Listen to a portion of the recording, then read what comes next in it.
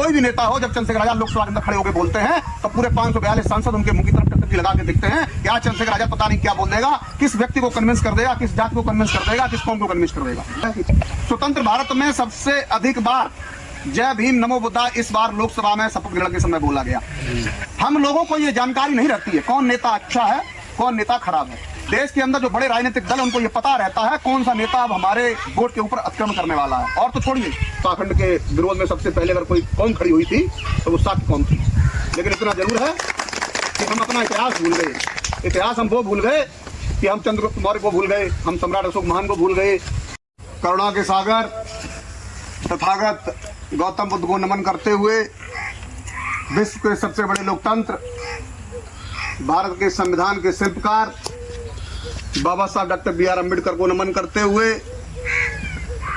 इस बिखरे हुए बहुजन समाज को एक माला में पिरो के उसमें राजनीतिक चेतना जगाने वाले मानवर काशीराम साहब को नमन करते हुए, और आज से बहुत पहले हमें ये संदेश देने वाले कि जो लड़ाई आज मैं शुरू कर रहा हूं वो लड़ाई 100 साल तक चलेगी, जिसमें पहली पीढ़ी मारी जाएगी, दूसरी पीढ़ी जेल जाएगी और तीसरी पीढ़ी राज करेगी, ऐसा कहने वाले बाबू जगदेव प्रसाद कुशवाहा जी को नमन करते हुए, मैं इस बहुजन समाज में जन्मे हुए सभी साधु संतों, गुरुओं, महापुरुषों को नमन करता हूं। यहाँ उपस्थित आजाद समाज पार्टी भीम आर्मी की पूरी जिला कार्यकारिणी, यहाँ उपस्थित फलैया एवं नजदीक के गांवों से आए हुए लोग, मैं सभी को नमोदाय जय भीम करता हूं। यहाँ सबसे पहले कमलेश महाराज साहब ने आपको एक वोट की कीमत के बारे में बताया, जिसके नीचे लिखा होता अमूल्य वोट देकर हमें विजयी बनाएं। तो उसका मूल्य बताता हूं मैं आपको। उसका मूल्य क्या है, आकलन आपको करना होगा, फिगर मैं नहीं दे सकता। आपको याद होगा कि अटल बिहारी वाजपेयी जी जब प्रधानमंत्री बने थे और वो सरकार उनकी 13 दिन चली थी, वो 13 दिन चलने वाली सरकार सिर्फ एक वोट से गिरी थी मात्र। यदि एक वोट उनके पास होता तो वो 13 दिन वाली सरकार 5 साल तक चलती। यानी कि एक प्रधानमंत्री जो 5 साल रह सकता था, जो जिसे 60 महीने सत्ता संभालनी थी इस देश पे, और वो 13 दिन के अंदर उसको अपनी कुर्सी छोड़नी पड़ी। ये होती है वोट की कीमत। सबसे पहले राजनीतिक बात न करके मैं सामाजिक बात करता हूँ। सामाजिक बात इसलिए करता हूँ कि जब राजनीतिक की बात आती है अपने खासकर उत्तर प्रदेश और बिहार के अंदर, तो राजनीतिक समीकरण जातिगत आधार पर चलते हैं। यहाँ पे यहाँ किसी को कितना ज्ञान बांटो, यहाँ हर आदमी ज्ञानी है।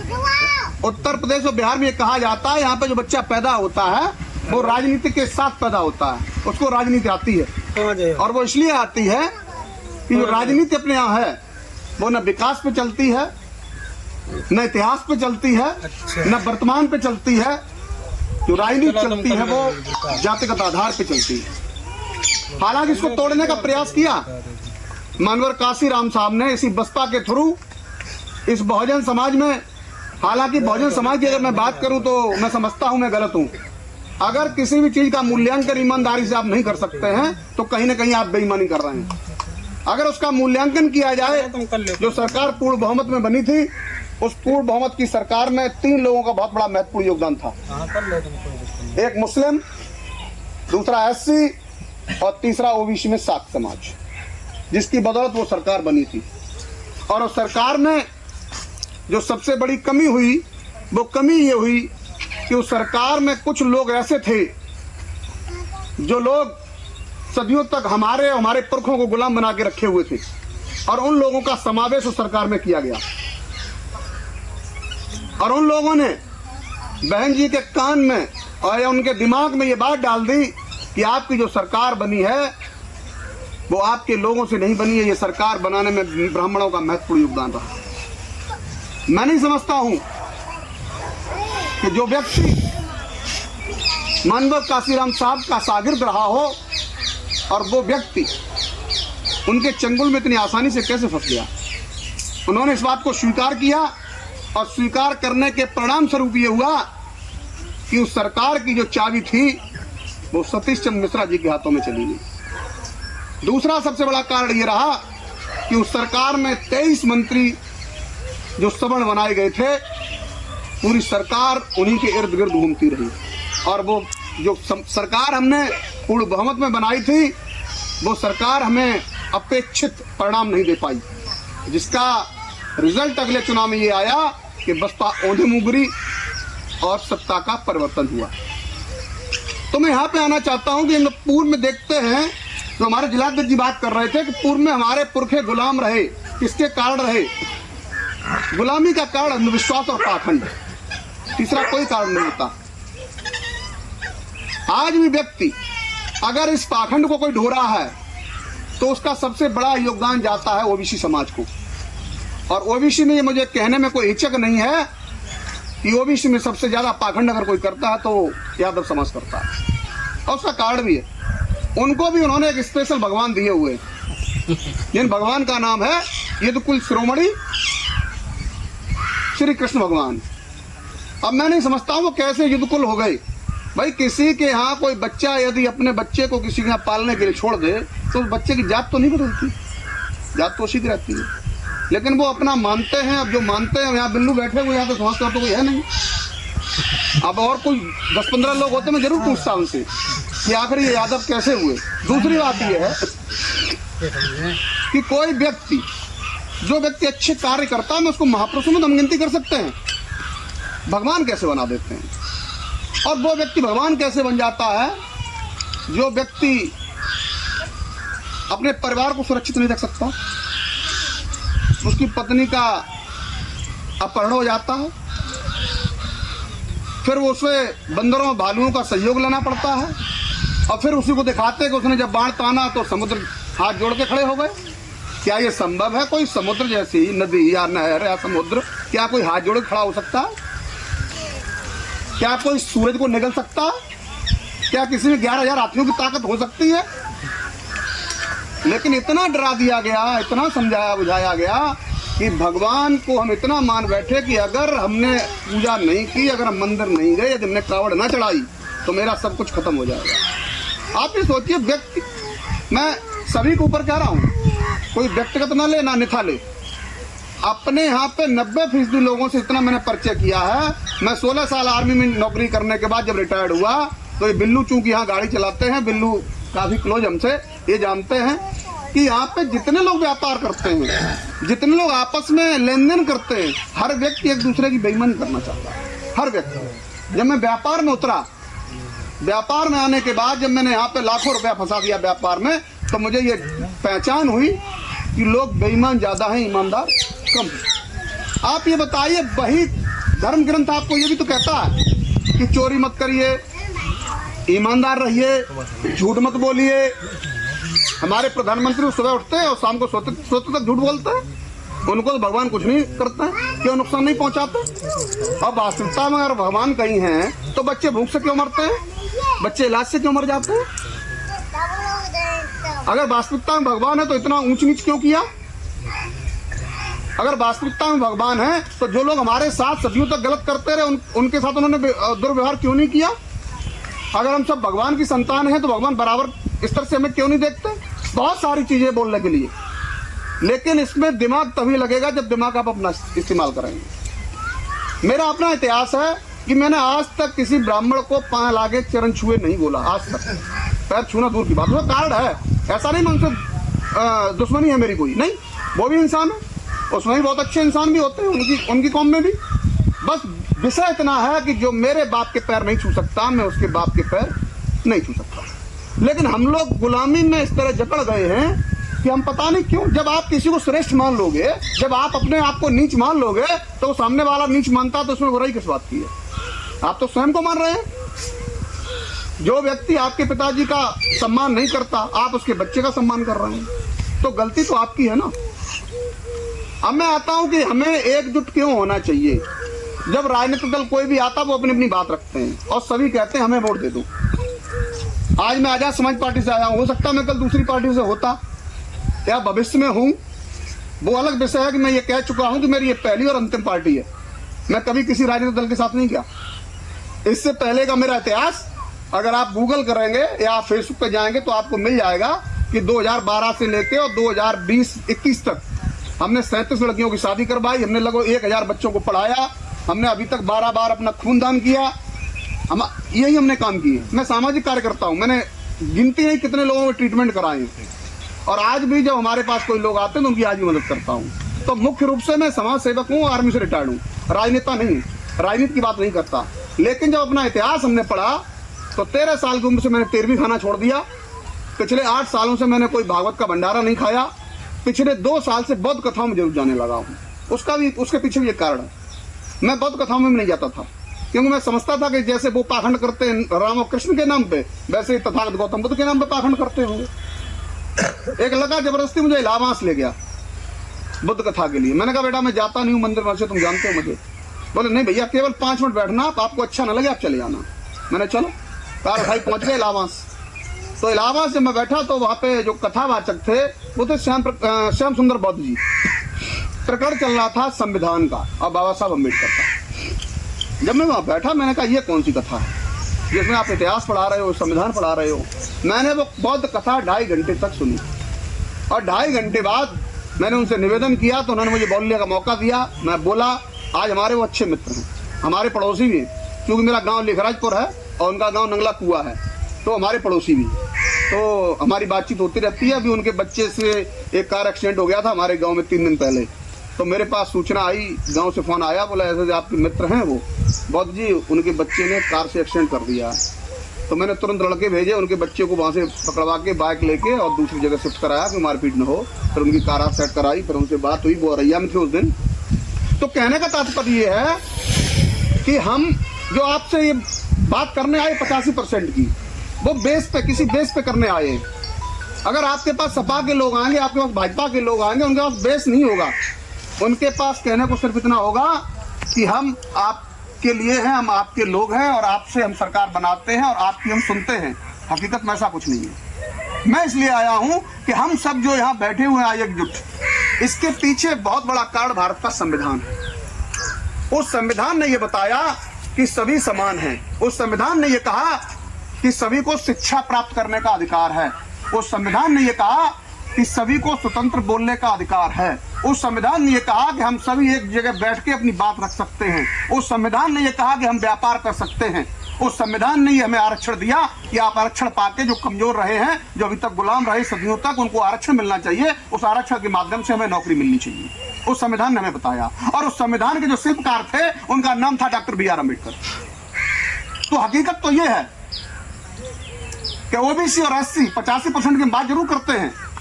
मुस्लिमों को उन्होंने बराबर का दर्जा जरूर दिया, लेकिन मुस्लिमों को वो कुछ खास नहीं दे पाए। लेकिन उन्होंने ओबीसी और एससी के लिए वो काम किया जो आज तक आपके कोई भी तथाकथित भगवान नहीं कर पाए। वो कभी आपको इंसान का दर्जा नहीं दे पाए। उनकी भैंस, उनकी बकरी, उनका कुत्ता जिस बर्तन में खा सकता है उसको धुल के वो उसका इस्तेमाल कर सकते हैं, लेकिन जिस बर्तन को एससी छू लेता है वो बर्तन उनका अपवित्र हो जाता है। एक जिक्र और किया था मास्टर साहब ने, इटावा में जो मूत्रकांड हुआ, मेरे पास भी फोन आए, आदमों के संगठन से आए, समाजवादी युवा सभा से आए, कुछ बड़े नेताओं के फोन आए। बोले आलोक भैया आपके क्षेत्र में जो ऐसा कांड हो गया है और आप यादव होते हुए वहां नहीं गए। तो मैंने उनसे अनभिज्ञता जाहिर की, मैं क्या हुआ मुझे जानकारी नहीं है। बोला इतना बड़ा कांड हो गया आपको जानकारी नहीं है। मैंने मुझे जानकारी नहीं है।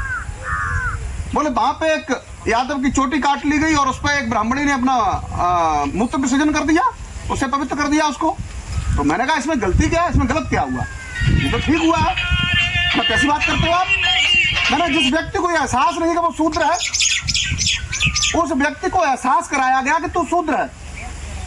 यादवों के सबसे बड़े नेता अखिलेश यादव जब किसी मंदिर में कन्नौज में आते हैं, उस मंदिर को धुलाया जाता है, वो तब भी एहसास नहीं करते कि हम शूद्र हैं। जब वो अपना ऑफिस खाली करते हैं मुख्यमंत्री रहते हुए, उस मुख्यमंत्री ऑफिस को जब कार्यालय को धुलाया जाता है, गंगा जल से गौमूत्र छिड़का जाता है, तब भी उनको ये एहसास नहीं होता कि वो शूद्र हैं। तो ब्राह्मणों ने ये कोशिश की है कि हम आपको ये याद दिला सके कि आप शूद्र हैं। उन्होंने बहुत अच्छा किया। मैंने कहा ऐसे कांड हर जिले में 2-4 होने चाहिए ताकि आपको ये एहसास हो सके कि आप शूद्र। सही बात, बिल्कुल। क्योंकि आप वोट तो लेके जाते हैं होना चाहिए ओबीसी का, तब तो समझ में आप वोट तो लेके जाते हैं एससी का, लेकिन जब नेता प्रतिपक्ष बनाने का नंबर आता है तो आप पांडे जी को बना देते हैं। तो आपको कोई नजर ही नहीं आता। आप एक स्वामी प्रसाद मौर्य को, उन्होंने क्या गलती कोई मुझे बताए? सिर्फ पाखंड का ही विरोध किया, और पाखंड का विरोध करने पे यदि आप उनको संभाल के अपनी पार्टी में नहीं रख सकते हैं तो आपको कोई जिम्मेदारी, कोई हक नहीं बनता है कि आप उनके समाज का या ओबीसी समाज का या एससी समाज का वोट मांगने हो। इसका मतलब ये साफ है कि आप पाखंड को बढ़ावा देना चाह रहे हैं, पाखंड को आप संरक्षित कर रहे हैं। तो ऐसे नेता एक नहीं है। लेकिन कष्ट तब होता है जब आज मैं समझता हूं कई दिन के प्रयास के बाद इन लड़कों ने जब बहुत अथक प्रयास किया तब यहाँ 50 से 60 लोग आ पाए। लेकिन मैं दावे के साथ कहता हूं कि गणेश विसर्जन में 200-250 लोग जाते हैं। जब कांवड़ जाती है तो एक गांव से 50 से 60 कांवड़ जाती है। जब कथा भागवत का नंबर आता है तो 200-300 लोग सुनने जाते हैं। और खासकर जब वो डांस कार्यक्रम आता, डांस पार्टी आती है तो वहाँ हजारों की संख्या होती है। लेकिन जब बात अपने समाज की होती है, जब बात अपने राजनीतिक दल की होती है तो हमारे पास समय नहीं होता। किसी को खेत में काम करना होता है, किसी को व्यापार करने जाना होता है, किसी को मजदूरी करने जाना होता है। लेकिन अगर डांस कार्यक्रम हो, डांस पार्टी अगर आ जाए तो सारे काम इंपॉर्टेंट नहीं रहते। इंपॉर्टेंट अगर होता है तो वो होता है डांस कार्यक्रम। हम गुलाम क्यों रहे इतने 3000 साल? इसीलिए तो रहे क्योंकि हमने कभी अपने व्यक्ति को तवज्जो नहीं दी। वो एक कहावत है कि गांव का जोगी जोगना और आन गांव का सिद्ध। गांव का अगर कोई आपको समझाएगा तो आपकी समझ में नहीं आएगा। हमेशा हम क्या कहते हैं, ये कहते कैसा यहाँ बकवास कर रहा है, बहुत बड़ा ज्ञानी मर रहा है। और जब बाहर से कोई व्यक्ति जाता है उससे कम क्वालिफाइड है वो, लेकिन उसकी बात हम बड़े गौर से सुनते हैं। और खासकर जब उच्च वर्ग से और हो फिर तो आप पूछिए ही मत, उसकी हर बात की हाँ में हाँ मिलाते हैं हम। वो कुछ भी बोलता रहे और हम हाँ करते रहते हैं। लेकिन अब ना कोई व्यक्ति आता है बीच में तो हमें सुनने में कष्ट होता है, सुनने में ये लगता है कि हमारा समय खराब हो रहा है और ये बंदा मुझे बोर कर रहा है। जैसे आज 2 लोग बोल चुके, तीसरा मैं बोल रहा हूँ, लेकिन बहुत लोगों को कष्ट होगा, अरे यार जल्दी खत्म करें, अपने अपने काम से जाए, कहाँ बैठ गए आगे फालतू। कष्ट होता है, लेकिन ये कष्ट आपको तब अधिक होता जब बाबा साहब डॉक्टर B.R. अम्बेडकर ने संविधान में आपको ये अधिकार न दिया होता कि यहाँ सभी समान हैं। जो हमें अधिकार उन्होंने दे दिया, उसी अधिकार की बदौलत हम आज बैठे हुए हैं। बहुत से लोग सवाल करते हैं। और जब मैंने कुशमरा में आजाद समाज पार्टी की झंडी अपनी कार पे आज के 4 साल पहले लगाई थी तो इस कुशमरा के यादों पर ब्राह्मण हम पे हंसते थे। ये कहते थे फौजी पागल हो गया है, तो इसको कोई पार्टी नहीं मिली, किसी पार्टी में चला जाता। मेरे पास ऑफर थे भाजपा से भी, सपा से भी, बसपा से भी, क्योंकि मुझे राजनीति नहीं करनी थी। मैं क्यों जाता? चंद्रशेखर जी से मेरी मुलाकात हुई जंतर मंतर पे, जहाँ पहलवान लड़कियां जो धरना दे रही थी 2021 में, वहाँ उनसे हमारी बातचीत हुई, मुलाकात हुई। इतना लंबा समय तक 1 घंटे बातचीत चली और उस 1 घंटे के अंदर उन्होंने हमें ये वचन दिया कि जिस दिन मैं अम्बेडकरवाद का रास्ता छोड़ दूं उस दिन आप मेरे मुंह पे आगे थूक देना। मैं अगर लड़ाई लड़ रहा हूं तो बहुजन समाज की लड़ूंगा, कभी आपको ऐसी लड़ाई लड़ते हुए नजर नहीं आऊंगा कि मैं ऐसी समाज की लड़ाई लड़ रहा हूं। और इस बात को उन्होंने सिद्ध भी किया है, चाहे वो इलाहाबाद का कांड हो, चाहे वो बांदा का कांड हो, चाहे वो आपके आगरा का कांड हो। जहां भी ओबीसी समाज पे जहां भी आपत्ति विपत्ति आती है, जब उनकी कोई नहीं सुनता है तो उनकी आवाज चंद्रशेखर आजाद बनते हैं, चाहे उनको वहां खुद जाना पड़े या फिर लोकसभा में उस बात को उठाना पड़े। और एक चीज अगर आपने नोटिस की हो, जो लोग राजनीति में दिलचस्पी रखते होंगे, स्वतंत्र भारत में सबसे अधिक बार जय भीम नमो बुद्धा इस बार लोकसभा में शपथ ग्रहण के समय बोला गया। ये रिकॉर्ड है। लगभग 70% सांसदों ने शपथ लेने से पहले या शपथ लेने के बाद जो शब्द बोला वो था नमो बुद्धाय, जय भीम, जय संविधान। आप सोचिए ऐसा क्यों हो गया?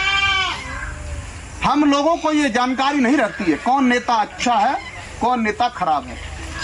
लेकिन देश के अंदर जो बड़े राजनीतिक दल है उनको ये पता रहता है कौन सा नेता अब हमारे वोट के ऊपर अतिक्रमण करने वाला है। और तो छोड़िए, एक फोर्स है जो पूरे वर्ल्ड के जो ताकतवर लोग हैं उनका सर्वेक्षण करती है, अमेरिका की कंपनी है फोर्स। उसका जो उसकी पुस्तिका है इंडिया टुडे, सबसे ज्यादा बिकती है पूरे विश्व के अंदर। उस इंडिया टुडे ने आज से लगभग 8 साल पहले 2017 में ये अपने मुख्य पृष्ठ पे छापा था कि भारत विश्व के सबसे 100 उभरते हुए नेताओं में चंद्रशेखर आजाद है। उस समय कोई मानने को तैयार नहीं था। अब वही चंद्रशेखर आजाद जब टाइम मैगजीन के बाद जमीन पर उतरे तो उन्होंने ये साबित कर दिया कि आज कोई भी नेता हो, जब चंद्रशेखर आजाद लोकसभा के अंदर खड़े होकर बोलते हैं तो पूरे 542 सांसद उनके मुंह की तरफ टकटकी लगा के देखते हैं कि आज चंद्रशेखर आजाद पता नहीं क्या बोल देगा, किस व्यक्ति को कन्विंस कर देगा, किस जाति को कन्विंस कर देगा, किस कौम को कन्विंस कर देगा। आज सभी में हलचल मची हुई है। भाजपा भी जानती है कि जो यादव के अलावा अन्य ओबीसी है उस पर चंद्रशेखर अटैक कर रहे हैं। एससी पे अटैक चंद्रशेखर का है। सपा घबराई हुई है कि मुस्लिम पे अटैक चंद्रशेखर का है, और ये सारे उनके साथ जुड़ रहे हैं। और जुड़ने का एकमात्र कारण है कि चंद्रशेखर आजाद हर किसी की आवाज बने हुए हैं। आप सोचिए, हम लोग सत्ता किनको दिए बैठे हैं। हम ये भी कहते हैं एक तरफ कि 3000 साल तक हमारे पुरखों को गुलाम बनाया इन लोगों ने, और दूसरी तरफ उनको हम वोट भी दे देते हैं, और वोट देकर उनको सत्ता सौंप देते हैं। किस लिए? केवल इसलिए ताकि हमारा कोई दूसरा भाई आगे न निकल जाए। हम सत्ता से बाहर कैसे हुए? दो मुख्य कारण बता देता हूं आपको, समझ में आए तो। जिस समय बहुजन समाज पार्टी सत्ता में थी, उस समय भारतीय जनता पार्टी को एहसास था कि वो सत्ता में नहीं आ सकती, और इनकी जो मुख्य धारा है, जो उसका काम करती है आरएसएस, राष्ट्रीय स्वयंसेवक संघ, तो आरएसएस ने सर्वे किया कि बसपा को यदि जल्दी नहीं हटाया गया तो ओबीसी, मुस्लिम और एससी एकजुट अगर हो गए और ये कॉम्बिनेशन अगर बन गया तो कभी भी इनको सत्ता से बाहर नहीं निकाल पाओगे। तो उन्होंने ये मंत्रणा की कि अगर बीएसपी को बाहर निकालते फिर क्या करें, तो उन्होंने कहा बीएसपी को निकाल के सपा को ले आइए, और सपा को बहुत जल्दी उखाड़ लेंगे हम, सपा को उखाड़ना आसान होगा। तो बसपा को खत्म करने के लिए उन्होंने एक फूट डालो राजनीति करने वाली विषय है ना, उस पर काम किया। उन्होंने सारे एससी वर्ग में जा जाके सबके कान भरे। बोले तुम क्या कर रहे हो कठेरिया हो, तुम क्या कर रहे हो, अन्य जो धोबी हैं, तेली हैं, जो भी हैं अन्य एससी के, जो नॉन जाटव एससी है, उनसे कहा कि तुम कर क्या रहे हो, तुम्हारा सारा हक तो, तुम्हारी सारी मलाई तो जाटव खा गए। अच्छा, हमारे लोग कितने विवेकशील हैं आप ही जानते हो। बोले बात तो भैया तुम सही कर रहे हो पंडित जी, जाटवों का दिमाग बहुत खराब है, ये हवा में बात कर रहे हैं, इनको नीचे लाना पड़ेगा। उनको नीचे लाने के लिए उन्होंने क्या किया? सपा को वोट दे दिया। अब जब सपा को वोट दे दिया तो यादव तो अभी काफी हद तक ठीक है, लेकिन जो अहीर है उनका क्या करोगे? अब अहीर मुख्यमंत्री हो गए सारे। अब 1, 2, 2.5 मुख्यमंत्री तो ऊपर थे, अखिलेश यादव, उसके बाद अपने मुल्ला जी क्या नाम था उनका, आजम खान साहब, आजम खान, और आधे मुख्यमंत्री थे शिवपाल सिंह, तो 2.5 मुख्यमंत्री तो ऊपर थे और 2.5 लाख मुख्यमंत्री नीचे थे। तो उन्होंने जब कुटाई शुरू की तो एहसास हुआ कि नहीं, ये तो बहुत गलत डिसीजन हो गया। अब क्या करें? अब चूंकि जो वोट उन्होंने मोड़ा था बसपा से निकाल के सपा की तरफ, उसको मूव कराना था भाजपा की तरफ, क्योंकि बसपा को उन्होंने गलत साबित कर दिया, सपा अपने आप गलत साबित हो गई। अखिलेश यादव ने बहुत विकास कार्य कराए, अगर एक उनकी सूची मांगी जाए, हालांकि वो नहीं दे पाते, लेकिन बहुत लोगों के पास है, बहुत विकास कराया उन्होंने, और विकास पर ही काम किया, फोकस किया विकास पर। लेकिन उनके इर्द गिर्द जो उनके नवरत्न हैं, उन नवरत्नों में 7 ब्राह्मण और ठाकुर हैं, और उनका पूरा परिवार के जो बहू हैं वही है। तो कहीं ना कहीं वो भी उससे प्रेरित थे, मनवास से प्रेरित थे। अब उन्होंने क्या किया, आरएसएस और बीजेपी के लोग उसे बोलो ओबीसी वाले तुम क्या कर रहे हो, बेवकूफ हो गए क्या? बोले क्या हुआ साहब? बोला हुआ क्या, सारी मलाई तो अहीर खा गए, तुम तो खाली रह गए। उनके भी दिमाग में आ गया, बात तो सही कह रहे यार, मलाई सारे अहीर खा गए, हम कोरे रह गए। अब ये दिमाग नहीं लगाया कि जाटव खा गए सारी मलाई बसपा में, यादव खा गए सारी मलाई सपा में, अब हम पंडित जी को वोट दे के जाएंगे भाजपा में, तो ये क्या करेंगे? ये दिमाग नहीं लगाया। अब पुरखे कहा करते थे कि पत्थर से ईंट बुलबुली, तो इन्होंने ईंट छोड़ के पत्थर को अपना लिया, अब भाजपा को वोट दे दिया। अब क्या हो रहा है?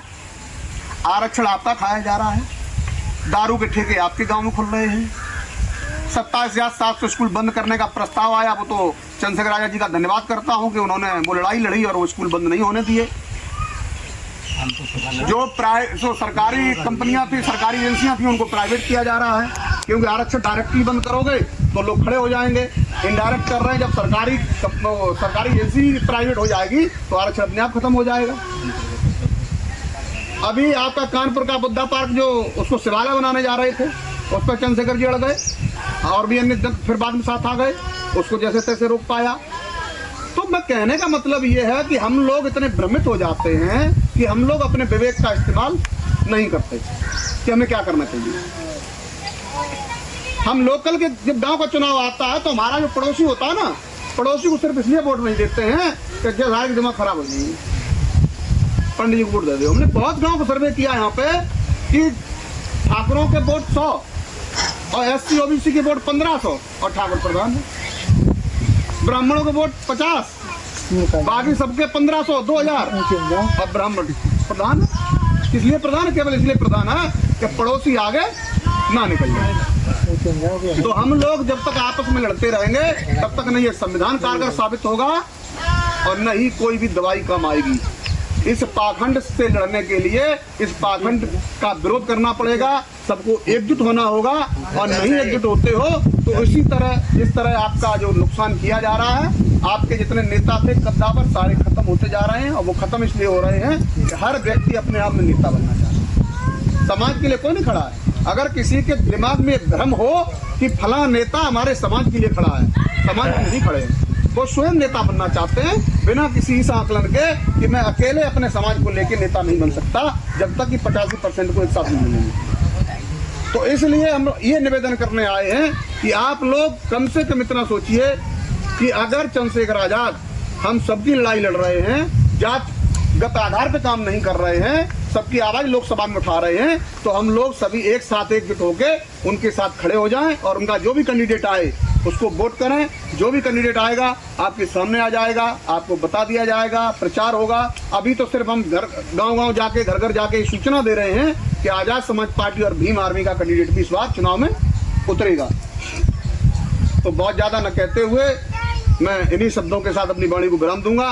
पाखंड पे आपसे बोलना मैं समझता हूँ कि सूरज को दिया दिखाना है कि पाखंड के विरोध में सबसे पहले अगर कोई कौम खड़ी हुई थी तो वो शाक्य कौम थी। लेकिन इतना जरूर है कि हम अपना इतिहास भूल गए। इतिहास हम वो भूल गए कि हम चंद्रगुप्त मौर्य को भूल गए, हम सम्राट अशोक महान को भूल गए।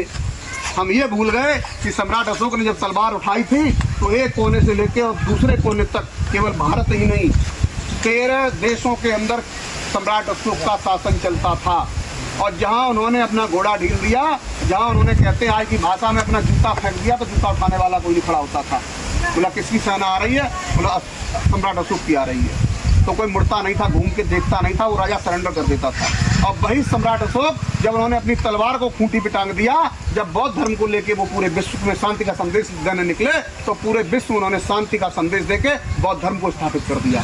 ऐसे थे हमारे महापुरुष। लेकिन हम लोग खुद अपने आप को कमजोर मानते हैं, तो इसके लिए दोष उनका नहीं है, दोष हमारा है, क्योंकि हम एकजुट नहीं है। हमें अपना इतिहास नहीं पता है। हमें इतिहास में रामायण और महाभारत तो पढ़ाए जाते हैं जो काल्पनिक ग्रंथ हैं, लेकिन हमें ये नहीं पढ़ाया जाता है कि आपके जो राजा महाराजा महापुरुष हुए उन्होंने कितना काम किया है, उन्होंने कितने राज्यों पे कब्जा किया है। वो कहना चाहिए कि ताकतवर नहीं थे, लेकिन वो लोग 11,000 हाथियों का बल रखते थे, जिनको न इतिहास ने कभी देखा, न कभी समझा, न उनकी कोई तस्वीर है, सब काल्पनिक है। वो ताकतवर हो गए। हमारे महापुरुष थे, उनका एक एक चैप्टर डाला गया किताबों में, उसको धीरे धीरे खत्म किया जा रहा है, ताकि आप उस इतिहास को अपने को पढ़े ना, आप एकजुट ना हो और इसी तरह से बिखरे रहें, जातियों में बटे रहें। अभी 6,743 जातियों में बटे हुए हैं। इसी का फायदा वो 15% लोग उठा रहे हैं कि 15% सत्ता में है और 85% आज भी गलियों में धक्के खा रहा है। तो इसी निवेदन के साथ कि पाखंड से बचिए, बच्चों को पढ़ाइए, नशे से दूर होइए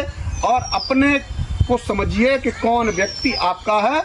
केवल इस बात पे कि फला पार्टी ने हमारी जात का कैंडिडेट खड़ा कर दिया है, इससे ज्यादा महत्वपूर्ण ये है कि फला पार्टी 85% की पार्टी है और भीम आर्मी आजाद समाज पार्टी देश की इकलौती ऐसी पार्टी है जिसके अंदर 15% को सदस्य नहीं बनाया जाता। 15% ब्राह्मण ठाकुर और बनिया अगर ये चाहे कि हम 1 करोड़ रुपए देते हैं, मुझे केवल सदस्य बना लो, तो पार्टी में वो सदस्य नहीं बन सकता। ये हमारी पार्टी का नियम है और नियम सिर्फ इसलिए है कि हमने अपनी पुरानी पार्टी से देखा है कि उसको बर्बाद करने में योगदान नहीं कर रहा है। तो हमारे नेता ने सीख ली है कि जो सांप होता है, जो जहरीला सांप होता है, काला सांप, उसको आप कितना भी दूध पिलाओ, लेकिन जब वो काटेगा तो जहर ही उगलेगा। तो हम जहर से सावधान हैं। और मैं अपने नेता के साथ क्यों हूँ, बहुत से लोगों के सवाल यहाँ इसलिए नहीं है क्योंकि यहाँ यादव समाज नहीं है। जहाँ यादव समाज के लोग होते तो सवाल जरूर करते हैं कि आप यादव होकर यहाँ ज्ञान दे रहे हो, सपा में क्यों नहीं चले जाते। तो मैं अपनी तरफ से आपको ये बता देता हूँ कि मैं यादव तो जब से पार्टी में आया तब से बन गया। मैंने 2008 से अपनी जात के पीछे, अपने नाम के पीछे यादव लगाना बंद कर दिया था। मैं आलोक स्वतंत्र लिखता था क्योंकि मैं जात आधार पर व्यवस्था को नहीं मानता हूँ।